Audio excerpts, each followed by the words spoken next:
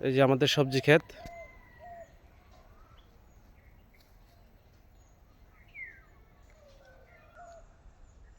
এটা হলো মরিচ ক্ষেত।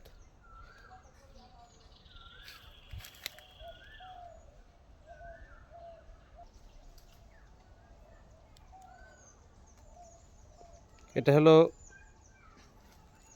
কাঁঠাল গাছ। কাঁঠাল গাছে প্রচুর কাঁঠাল ধরেছে আজ এই বছর। এবছর অবশ্য আম নেই আমাদের বাড়িতে, প্রচুর কাঁঠাল।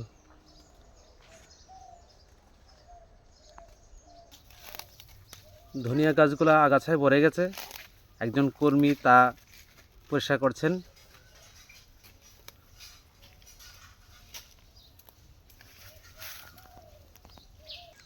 আমার ছেলে ত্রিহান সরকার, সেও এখানে কাজ করছে, মরিচ তুলতেছে।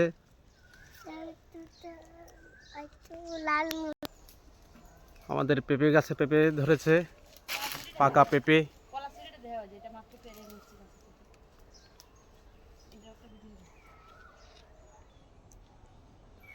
এইমাত্র বাগান থেকে কলার ছড়ি নিয়ে আসলাম।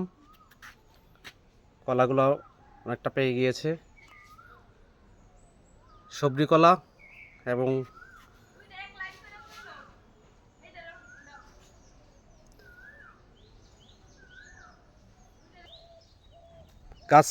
গাছ থেকে পাকা মরিচ তোলা হচ্ছে, এটি শুকানো হবে।